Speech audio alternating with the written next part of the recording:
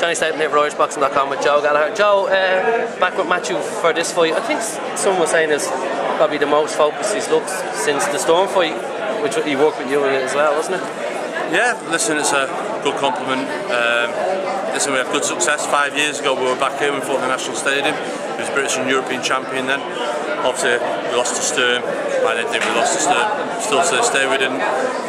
Obviously Matthew then, he went to America. I couldn't leave a young family and a gym full of fighters to go to America, and that was it. But well, the circumstances now, we're back together now. We had a 6-rounder in Germany, or an 8-rounder it was, and didn't perform the best. But it's hard to get motivated for that when you're used to topping bills. And listen, he's back now, fully focused, mentally in a good place, a good sparring with Quigg McEwen, and as you've seen today, looks well on the scales.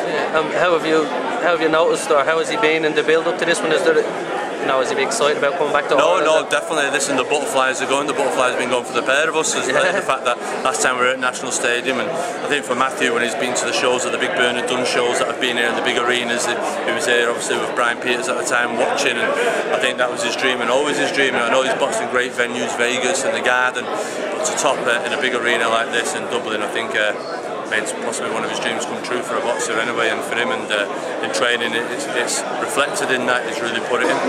We win tomorrow, and there is a list of high profile names out there. Anyone particular you'd as a trainer? Well, I'd love him to fight Cotto.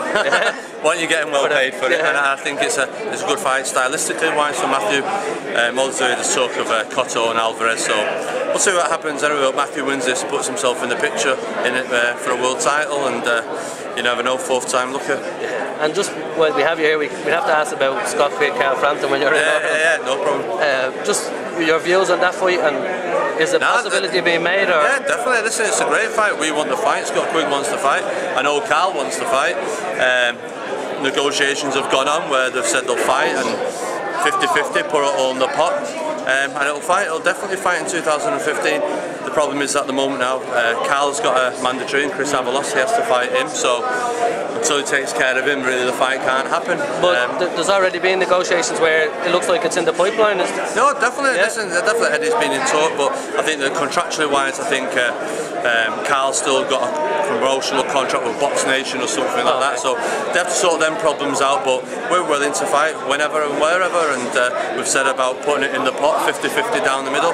That's not a problem with us. Scott Quigg, there's some fallacy, we don't want the fight, we've always wanted the fight. We offered the kid £250,000 last year to take the fight, so listen, it is what it is. Carl's doing great, really pleased he won the world title, and it adds to the spice of a great showdown, and please God he wins against Chris Avalos, and that's a tough fight for him. And Quigg's got a tough fight himself next week, and both come through and have the summer outdoor spectacular next year. Lovely, appreciate it. Brilliant, cheers. See you then as well. Cheers, yeah, no problem, thanks.